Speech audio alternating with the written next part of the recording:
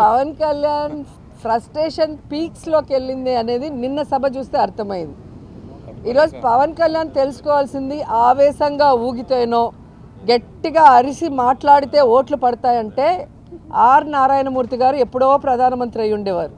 So ఆవేశంగా ఊగామా అరిచి మాట్లాడామా అనేది కాదు, మనం పార్టీ పెడితే ప్రజలకు ఏం చేయబోతున్నాం అనేది చెప్పాలి. ఆ అధికారంలో వచ్చే క్రమంలో ప్రతిపక్ష నాయకుడిగా ఏం చేశాము అనేది ఇక్కడ ప్రజలందరూ కూడా గమనిస్తారు. పార్టీ పెట్టి ఎన్నేళ్ళయింది, దాదాపుగా జగన్ గారు పార్టీ పెట్టిన దానికి పవన్ కళ్యాణ్ పార్టీ పెట్టిన దానికి 1 year తేడా ఉంటుంది అంతే. మరి ఈరోజు జగన్మోహన్ రెడ్డి గారు 151 సీట్లతో తిరుగులేని ముఖ్యమంత్రిగా ప్రజల ఆశీస్సులతో ఎలా అయ్యాడు? ఊరికే అయిపోలేదుగా. మరి నువ్వు కనీసం 2 చోట్ల నించుంటే 2 చోట్ల కూడా ఎమ్మెల్యేగా గెలవలేకపోయావు అంటే అర్థం చేసుకోవాలి. ఈరోజు సిగ్గుచేటు ఏంటంటే ఒక పార్టీ ప్రెసిడెంట్గా ఉండి 24 సీట్లకే పరిమితం అయిపోయి మళ్ళీ క్యాడర్ని తిడతాడు. మనకెక్కడుందయ్యా బూత్ కమిటీలు, మనకెక్కడుందయ్యా మండల కమిటీలు? ఎవరండి డిజైన్ చేయాలి? మండల కమిటీలను ఎవరు ఏర్పాటు చేయాలి? బూత్ కమిటీలను ఎవరు ఏర్పాటు చేయాలి? పార్టీ ప్రెసిడెంట్ చేయాలి. నువ్వు పార్టీ ప్రెసిడెంట్ పేరుకే తప్ప ఏ రోజైనా పార్టీ నిర్మాణ పనులు చేసావా? నీ తప్పుని ఈరోజు కార్యకర్తల మీద జన సైనికుల మీద రుద్దాలని నీ ఫ్రస్ట్రేషన్ని చూపించడం అనేది సిగ్గుచేటు. ఈరోజు ముష్టి 30 సీట్లు కూడా తెచ్చుకోలేని నువ్వు నిన్న జగనన్ననే అతపాతాలానికి తొక్కుతానంటున్నావు. నువ్వు చంద్రబాబు నాయుడు దగ్గర ఊడిగం చేస్తూ ఈరోజు అధపాతాలానికి వెళ్ళావు అనేది నిన్న మీటింగ్తో స్పష్టంగా అర్థమైపోయింది. ఈరోజు ఆంధ్రప్రదేశ్లో టూరిజంలో 3rd place వచ్చాము అంటే తిరుమల తిరుపతి దేవస్థానానికి పర్యాటకులు అధికంగా రావటం, అన్ని ఫెసిలిటీస్ తిరుమలకు ఉండటం వల్ల. సో అదే క్రమాన్ని రాష్ట్రమంతా కూడా ఉండే ముఖ్యమైన టెంపుల్స్ అన్నిటినీ కూడా ఆ విధంగానే పర్యాటకులు వచ్చే విధంగా ఈరోజు ఈ ప్యాకేజెస్ అనేది డిజైన్ చేయడం జరిగింది.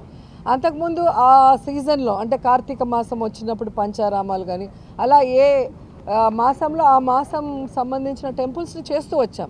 అలా కాకుండా ఎవ్రీడే ఈ రోజు నుంచి కంటిన్యూస్గా ఉండే విధంగా రాష్ట్రంలో ఉన్న అన్ని పర్యాటక ప్లేసెస్తో పాటు ముఖ్యంగా ఆధ్యాత్మికంగా ఉన్న టెంపుల్స్ అన్నిటినీ కూడా భక్తులు దర్శించుకునే విధంగా చేయాలి అని చెప్పి ఈరోజు ఓపెన్ చేయడం జరిగింది. ఈరోజు ఋషికొండలో ఆల్రెడీ హరిత రిసార్ట్స్ అని చాలా పాతవి ఉండేవి, వాటి ప్లేస్లో అత్యంత ఆధునీకరించి ఈరోజు వరల్డ్ క్లాస్ లెవెల్ అని చెప్పచ్చు. ఈరోజు 7 బిల్డింగ్స్ని నిర్మించడం జరిగింది. అండ్ చాలా శుభదినం ఈరోజు, మంచి టైంలో దాన్ని గృహప్రవేశం కూడా చేయటం జరిగింది. యాక్చువల్గా టూరిజం కోసం అన్ని పర్మిషన్స్ తీసుకొని చాలా అద్భుతంగా 7 భవనాలని నిర్మించడం జరిగింది. కానీ ఈ మధ్య 3-man కమిటీ ముఖ్యమంత్రి గారు వస్తే మరి పార్టీ కార్యాలయంగా ముఖ్యమంత్రి అంటే పర్సనల్గా కాదు కదా.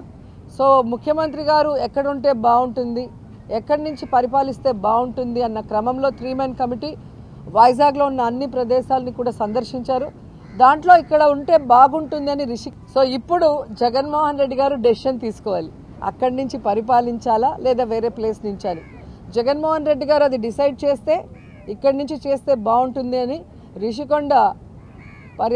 రిషికొండ నుంచి మరి క్యాంప్ ఆఫీస్గా పరిపాలన స్టార్ట్ గానే అది కంటిన్యూ అవుతుంది, టూరిజం రిసార్ట్గానే కంటిన్యూ అవుతుంది. ఈరోజు ఒక మహిళ సక్సెస్ఫుల్గా ఉంటే, కష్టపడి పైకి వస్తే, పక్షాలు చేసే తప్పుల్ని ఎత్తి చూపిస్తే ఇలా నీచంగా మాట్లాడటం, వల్గర్గా మాట్లాడటం తెలుగుదేశానికి జనసేనకి వెన్నతో పెట్టిన విద్య. సో మహిళలు అందుకే వాళ్ళని అసహించుకున్నారు అనేది కూడా మీరు గమనించాల్సిన విషయం. మరిన్ని వీడియోస్ కోసం ఛానల్ ని సబ్స్క్రైబ్ చేయండి, లేటెస్ట్ అప్డేట్స్ కోసం వాట్సాప్ ఛానల్ ని ఫాలో చేయండి అండ్ లింక్ డిస్క్రిప్షన్ లో ఉంది.